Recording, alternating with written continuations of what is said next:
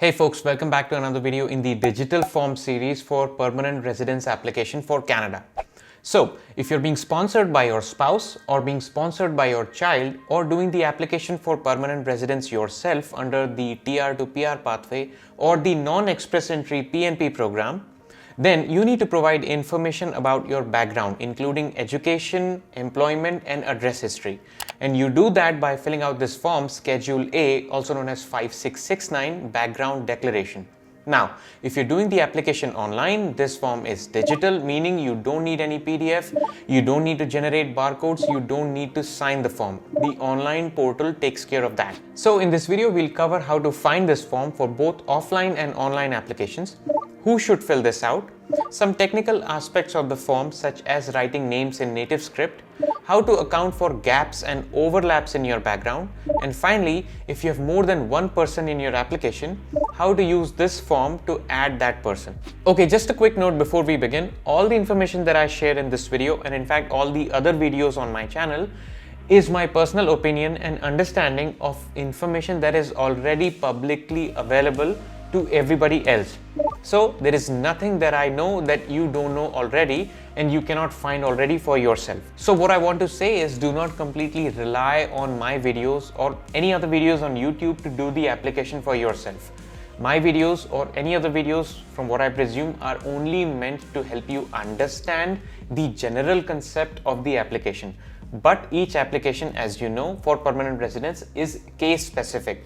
So it's up to you to understand your specific situation and then do the application accordingly. If you're confused about your application and cannot find enough resources online, then your best bet is to hire an immigration lawyer or a consultant, regulated by the way, and let them do the application for you.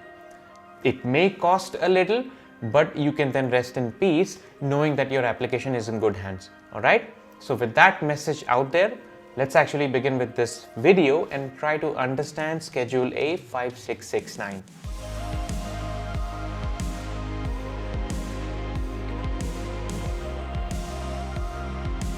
Alright, so the first step is to get to this page, Guide 5289. This is the official guide for sponsoring your spouse.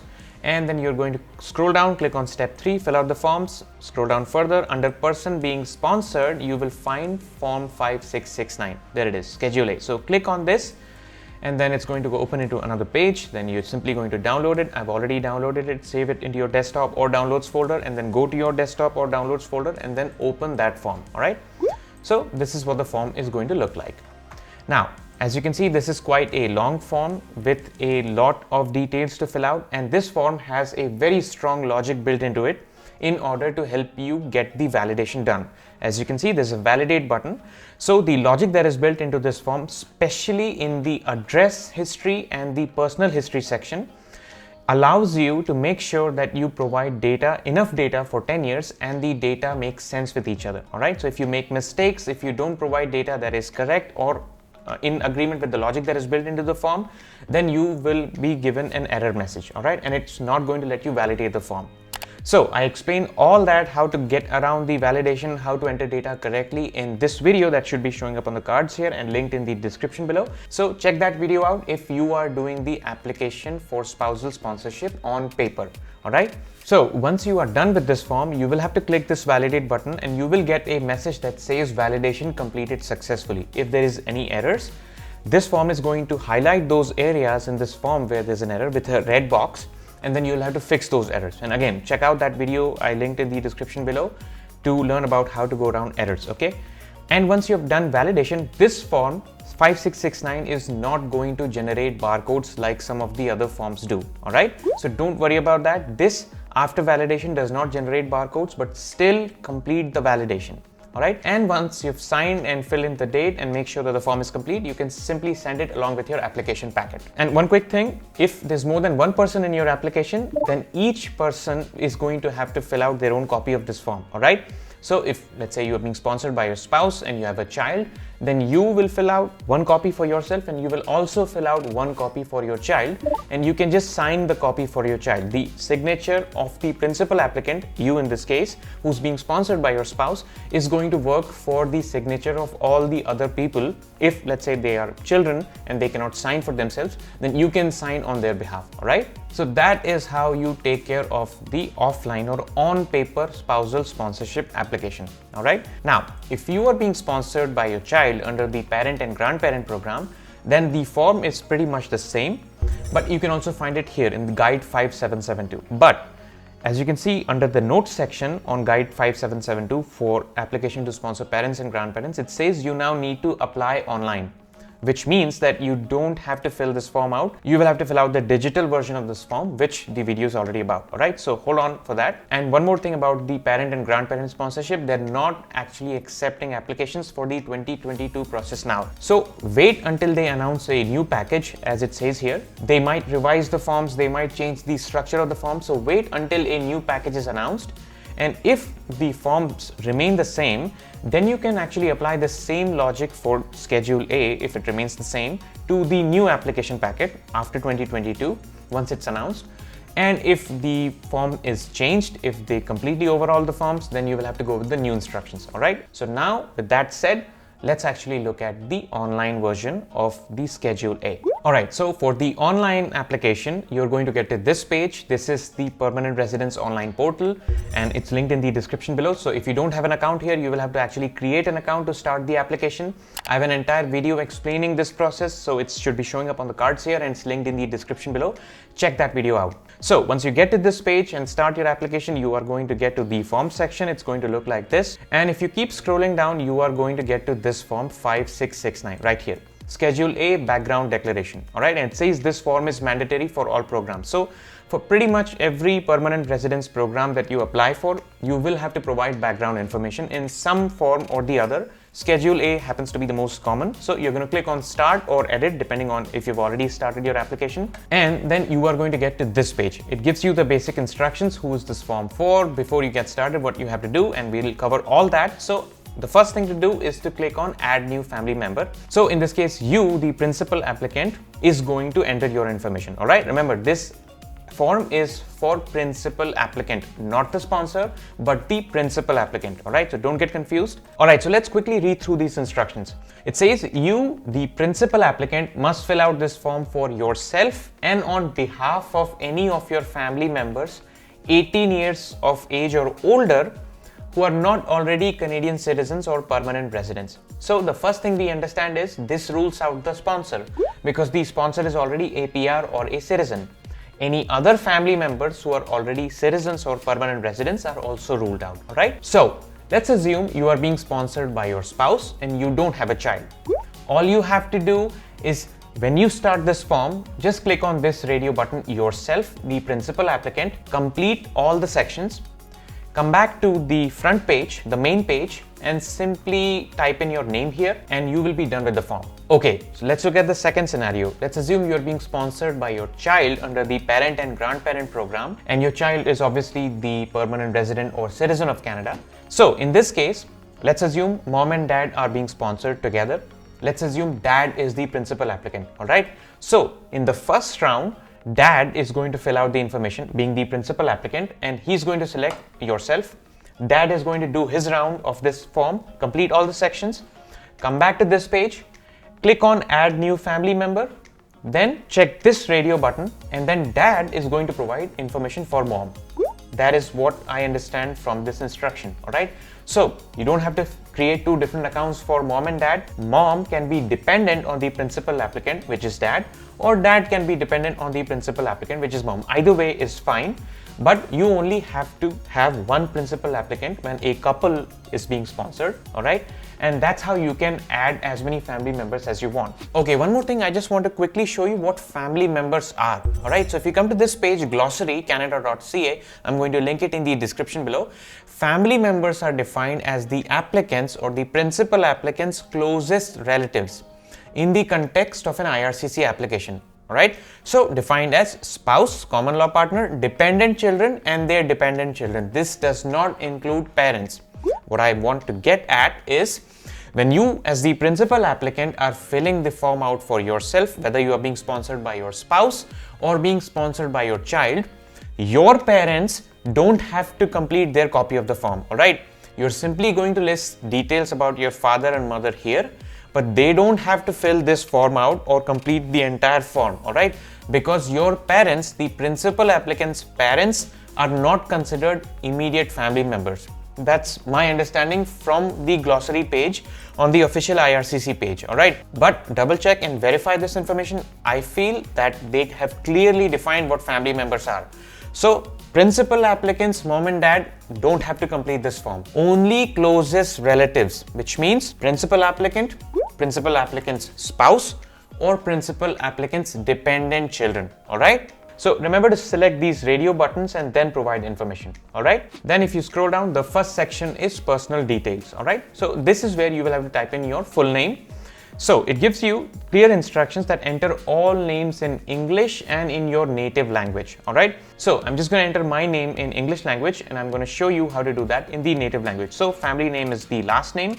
So I enter my last name, and given name is the first name. So I'm going to enter my first name. Now to enter the same name in Hindi, which is my native language, all you have to do is come back to this page, Google, and click on Google Translate, alright? English to Hindi, or whatever your native script is, English to Mandarin, English to Russian, whatever. So I'm going to simply type in my first name and it's just going to convert that into Hindi. So as you can see, it does a fairly decent job of conversion. It may add a bit of punctuations, but you can just remove them in the edit, alright? So I'm just going to click on these double boxes to copy this converted name into the clipboard, and then I'm going to come back to Schedule A, and this is where I'm simply going to paste the name that I copied and remove this colon, and there you have it. That's my name in the Hindi native script, alright? Same thing I'm going to do for my last name. So I'm just going to copy it from here, and you will have to do this for all the names that you provide in this form, alright? For yourself and for any other family members. Even if there's other family members who are filling out their own version of this form, they will have to do the same thing, alright? Convert names in native script. So this is where you only write your name in native script. So I'm just going to go back to Google and copy my last name, and then again my first name. And that's how I enter my name in the native script, alright? And that would be the name section, right? This is where you simply mention your date of birth. And that's where you mention personal details of your family. So I'm quickly going to enter some random information here. Quick thing, do not leave anything blank, alright? If something doesn't apply, just type NA or not applicable. Some fields are not going to allow you to enter not applicable, then you can just leave them blank, alright? And this is the city of birth, which means city where your parents were born, and the country of birth. So even if they are living in a different country right now, this is not the residential country or city. This is the city and country of birth. Alright, so be careful about that. So it just asks information about your mom, your dad, and yourself. And once you're done with this, you are going to do the same thing. Go back to Google and convert these names to the native script, alright? So I'm quickly going to do that. So once you've entered this information, you are simply going to click on Save and Continue, and we will get to the next section. Alright, so the next section is section B, Questionnaire, alright? So there are 11 questions here, and the answer to most of these questions is going to be no. So I'm quickly going to go through these questions and select no. But there are a few questions here, like question 4 and question 5, and this could be yes, so let's quickly go through them. So 4 says been refused refugee status, an immigrant or permanent resident visa, including the certification of selection for Quebec or PNP, or a visitor or temporary resident visa. So this could be a case for a lot of us, because a lot of people, after being sponsored by their spouse and waiting for their sponsorship to come through, applied for temporary resident visa on dual intent, or wanted to come and live with their partner, and their applications got rejected because they received a refusal from the officer saying that I do not believe that your intent is to go back. In that case, I think it's okay to list yes, because your visa was refused the first time. What you do then is come down here and then provide explanation about why it was denied, what was the reason, how you fixed the situation now that you're applying again. So provide as much explanation, as clear and concise an explanation as possible in this section, and towards the end of the application, under the supporting documents folder where you upload all your forms and photos and every document, attach the rejection letter that you received. and then write how you have fixed that situation and now you're applying again under new circumstances, all right? And you should be good. Remember, rejections and refusals don't always incriminate you, don't put your applications in jeopardy. They could just be denied because of the situation at that point. You did not qualify at a certain point of time, that's why it was denied. Now you have become eligible, so now it's not going to be rejected, but be truthful. Alright, so the next section is section C, education. It clearly asks, give the number of years of school you've successfully completed. So for me, this was fairly straightforward. It was 8 years of primary school, 4 years of secondary high school, and then 5 years of university. And I didn't have any trade school. You know, I'm just going to write NA and see if it allows. Nope, it only allows numeric characters. So I am simply going to leave it blank. All right. So it's 8 plus 4 plus 5, 17 years of education that I've had. All right. Now, under details of all secondary and post-secondary education, it only asks university, college, and apprenticeship training. All right. So basically what I would suggest, from the most recent to the oldest, provide information starting from your highest degree, which is master's, then bachelor's, and then go towards high school, 10th, 11th, and 12th grade. I don't think it's necessary to go beyond the 10th grade, you know, to 9th, 8th, or 7th grade, but if you want to, feel free to do that. But I would say university, master's, bachelor's, and your high school, including 10th, 11th, 12th, should be enough, all right? So I'm just going to provide one example and then you can follow the logic. So let's say from 2013 to 2015 December, 2013 August to 2015 December, I did my master's in the University of Delaware from the US. The city is Newark and the country was United States of America. Type of certificate was MBA and field of study was, let's say, IT. All right, and that should be enough. Don't leave anything blank, all right? That is the idea. So similarly, just keep on adding more fields until you have provided all the education information. And then once you're done, you're simply going to click on save and continue. And that should take care of the education section for the principal applicant, right? The personal history, all right? So it asks personal details for the past 10 years or since your 18th birthday if it was less than 10 years ago. So if you're 26 years of age, then you simply have to provide information from your 18th birthday through now, or if you're 29 years of age, then you'll have to provide information for the past 10 years, all right? And this is basically your employment history section, the personal history section, all right?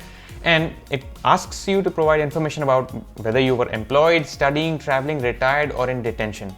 If you were outside of your country, let's say you were on a student visa studying in some other country, then you will have to provide that information as well and then list your status in that country, which means your immigration status, all right? So the important thing is not to skip any years. Remember, gaps are not allowed, and if you provide information with gaps, then your application might get rejected, all right? So that is the important thing to remember. And the reason it's important to provide information correctly in this section is because in the background check, which is done for you once you submit your application, this information could become part of that check.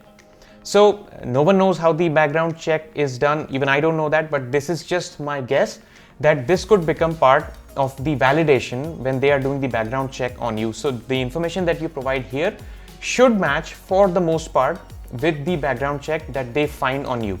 So it depends on record keeping on each country and how much data is available for you. But that's why I'm asking, it's important to provide the information as correctly, completely and accurately as possible. All right.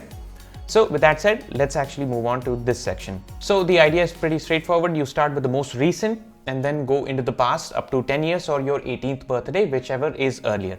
All right. So let's assume that from January of 2021 to currently you are unemployed. All right. So then the way to provide that is year, January, month, and then this is 2022 as of today. And this is January. So you just have to provide month and year, and then under activity you are simply going to list unemployed, city and country. So this is where you are going to list your current residential city and country. Let's assume it's Bhopal, India. Status is citizen because you are the citizen of that country. If you were a student in any other country, then you are going to list that student, and then you will have to attach valid immigration proof for that country. All right. And the name of the company. So this is not applicable because you were unemployed. All right. So do not leave any section blank. Now, You can also choose to write, instead of the current month and year, you can actually write ongoing or current here. The online portal, I think, will allow that. So let me quickly try to write ongoing and see if it gives me errors. No, it doesn't give any errors. So you can actually write ongoing if it's your current position. The only problem is, if you are doing this application on paper, that form may not allow the ongoing or current or today keywords to enter in the to section.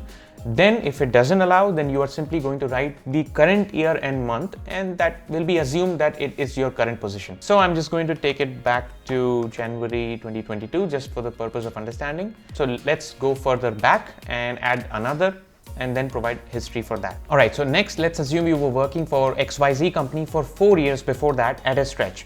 So 4 years before January 2021. So that takes us to 2017.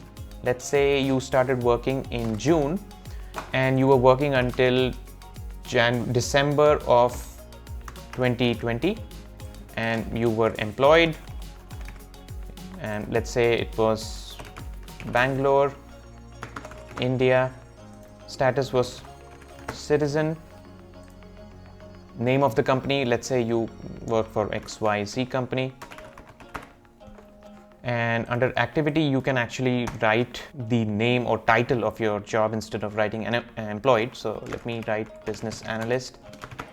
All right. So this here is 3.5 years of information about your employment as a business analyst for XYZ company in Bangalore. All right. When you were still in India as a citizen. So after that, let's assume for the first 5 months of 2017, you were unemployed again. So let's add another and provide information here. So 2017 January through 2017 May, you were unemployed again. And let's say you were living in Bangalore and your status was citizen. Name of the company is not applicable. All right. So now let's assume from 2013 July to 2016 June, you were doing your bachelor's. So again, from 2016 July to 2016 December, there's a gap. So let's account for that gap again. So click on add another, and 2016 July to 2016 December, you were unemployed. And let's say city was again Bhopal and country was India. Status is citizen and name is not applicable. All right. And then once you add another from 2013, let's say June to 2016 June, you were doing your bachelor's. Let's say city and country Bhopal in India. Status was citizen. So this time it's not going to be company name but a school name or the university name. All right. So University of Bhopal. All right. So after this, let's quickly calculate how many years of information we've provided from 2013 June up until 2022 January, which means we've provided information for 8.5 years. So we have 1.5 more years left to provide information. At this point, if you were less than 18, you don't have to provide information. But if you were not, if you were more than 18, then let's continue. So let's just assume you were older than 18 and add another field quickly here. So let's just provide information from 2012, let's say January, to 2013 May. Remember, there's no overlap here, and we are going to get to the overlap section in a second. Let's assume for this 1.5 years, you were doing some sort of internship. All right. And let's assume the city and country were the same. Status was still citizen, and let's say you were interning for ABC company. All right. So now that takes care of about 10 years of employment.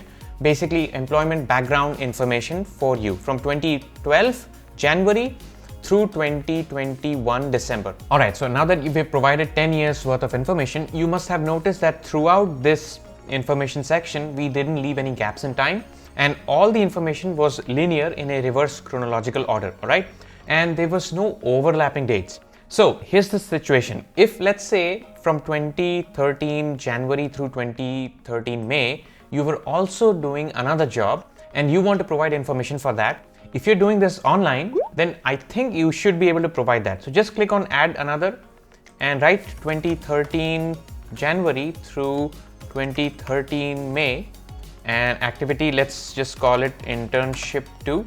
Your city and country remains the same, citizen, and name of the company is, let's say, XYZ company. So online portal should allow you to provide overlapping information, but when you're doing the application on paper, you will have to fill out this form, Schedule A, and I think this form doesn't allow overlapping dates. The most recent version could be updated. I think the version of the form that I saw before did not allow overlapping dates. So double check and make sure you download the latest version and see if it allows overlapping dates. IRCC keeps updating these forms, but if they're still using the same previous form, it will not allow overlapping dates. And in that case, what you can do is simply list your personal history in a reverse chronological order, just like we saw here. And towards the end, you can actually attach a Word document, send a Word document as a letter of explanation for overlapping jobs that you've held when you send your application packet, all right? So that's how you can account for multiple positions that you held at the same time. So let's move on to the next section. All right, so the next section is membership and association with organizations. This is not going to apply to a lot of you, so just write no or none as it says here if it doesn't apply, and then you can just click save and continue. Section F, government positions. So again, it's not going to apply for most of you, so just write none and then simply click on save and continue. If it does apply, then provide your government position details there. Military and paramilitary, again, if it applies, then provide the detail. Otherwise, you can simply write none and click save and continue. All right, so the next part is addresses, section H. Now, you also have to provide previous 10 years of data for your address history, all right? And this is where a lot of confusion happens. So what I'm going to recommend to make this process smoother is open another tab, log into your application again, and open the personal history section in your application on the online portal, which we just finished. All right, so we just did this personal history section. So I'm simply going to keep it open on another tab so that I know how to provide information in my address section, because for the most part, your previous address history and your personal history will match. All right. So let's look at the personal history section first. From 2021 January to 2022 January, you were unemployed living in Bhopal, India as a citizen, all right? So when you provide your address, it only makes sense that you were living in Bhopal. So you are going to provide details about your zip code in Bhopal, all right? This is important because let's say you were living in Bhopal, India and unemployed during this time period, and you provide another city here by mistake, then it's going to cause confusion to the immigration officer because your address history is not going to match your personal history. I'm not saying it should always match. I understand post-COVID, a lot of us were working from home, but the company they were working in was located in a different area. So that's fine. You can provide that information in a separate letter of explanation. But for the most part, make sure that the information matches between the personal history and the address history. It doesn't have to match completely, but it should make sense with each other, all right? The personal history and the address history sections should complement each other, all right? So that it doesn't cause any confusion. So we see that you were unemployed, Bhopal, India in this time period. So let's actually provide information for that time period, January 2021 to January 2022.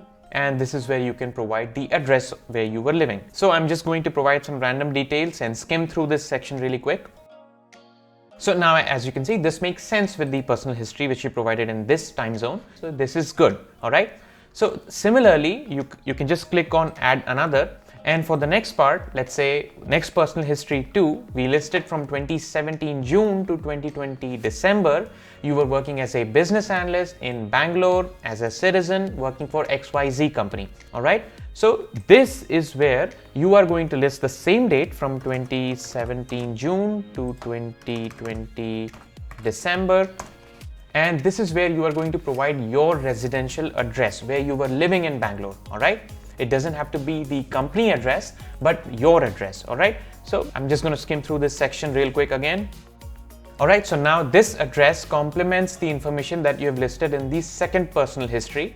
You working in Bangalore as a business analyst from 2017 June to 2020 December. So here's 2017 June to 2020 December, living in Bangalore, the province and the zip code, and this is the street address. All right. So this is the same way you will move across your personal history sections and provide information in your address history for the previous 10 years. Okay. And then I think your form is in good standing.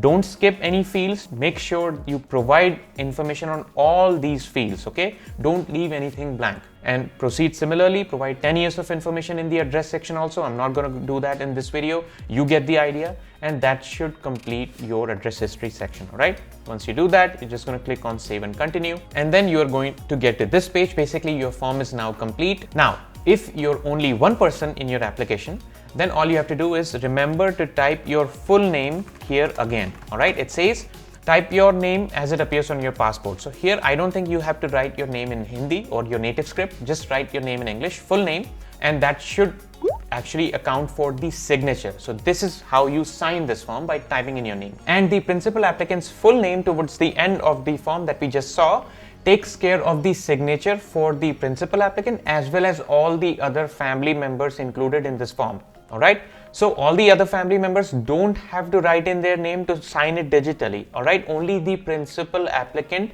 needs to write their name, and that should cover the entire application for all the family members. For the purpose of this video, I'm just going to assume there's no other dependent. So you can simply go back and make sure that your name is typed in. And then once it's fully typed in, you can simply click on complete and return to application. And that should complete your Schedule A 5669. Now, if you're looking to understand other forms which are also digital, such as the supplemental travel history, or the additional family information form, or the generic application for Canada form, then those are also linked in the description below. I've made entire videos on those, and some of those should be showing up on the links here. So click these links and follow along.